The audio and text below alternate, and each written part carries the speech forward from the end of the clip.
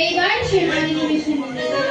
এইবার তারা চলেছে, গোবিন্দ আমার চলেছে কি তোরাকে মালা দিল ও গো ব্রজবাসিনী, তোরাকে মালা দিল ও গো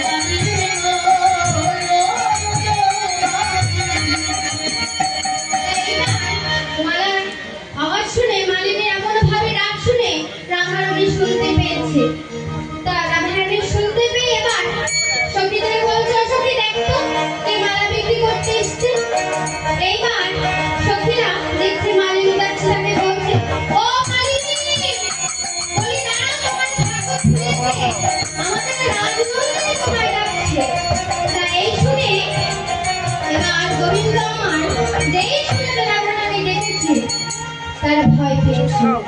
সে এবার ভাবছে এবার বুঝি আমি ধরা পড়ে গেলাম। এবার সে যাচ্ছে, তখন এবার রাধারানী বলছে আরে তুমি কি বলছিলে তোমার মালার নাকি অনেক গুণ, তা বলো না কি কি গুণ আছে।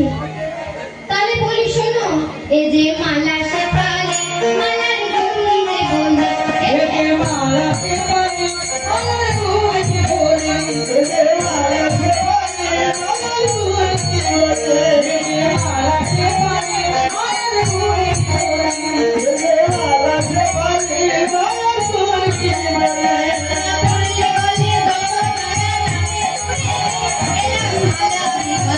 যে বলে।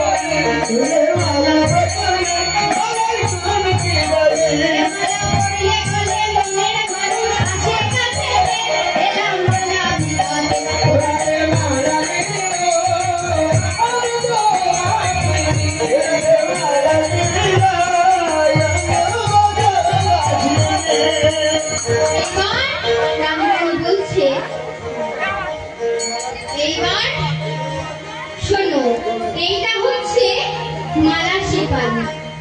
এই যে মালা শেফালি মালার গুণ যে বলি, এই যে মালা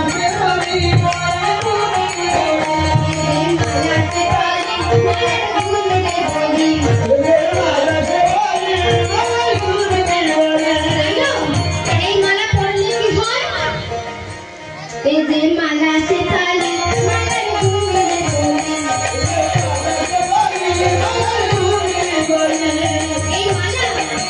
এই মালা পড়লে গলে মনের মানুষ কাছে কাছে এলাম মালা বিকালে,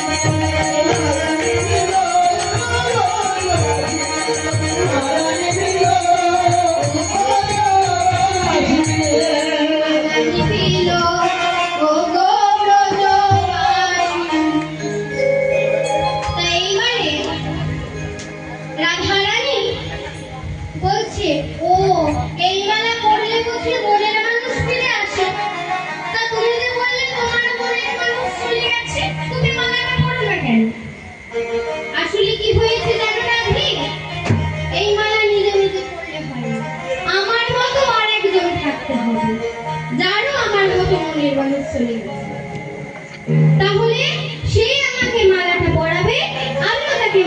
পড়াবো। এতে কি হবে জানো? তার মনের মানুষ তার কাছে ফিরে যাবে, আর আমার মনের মানুষ আমার কাছে ফিরে যাবে। এইবার এই কথা শুনে রাধারানী বলছে, ও তাহলে এটা বরং আমি আর তুমি করব।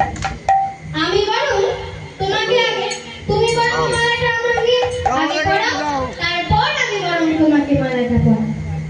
এইবার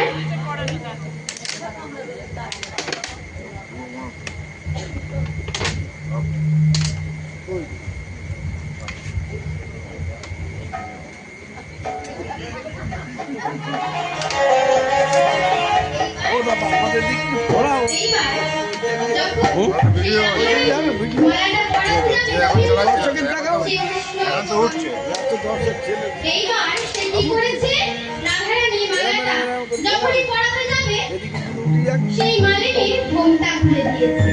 এখন সে দেখছে যে প্রাণবন্ধ, দেখে বলছে, আরে বধূ, এইবার কি হলো? তখন গোবিন্দ রাধারানীকে মালা পরালো, রাধারানীও গোবিন্দকে মালা পরালো। এবার তখন মালিনীর বেশে রায় ধরিয়ে নিল। তাই তখন রাধারানী ও বধূ দুজন মিলে আলিঙ্গন করল। তখন এইবার সমস্ত সখীগণে যুগলে ধীরে গান করছে। এইবার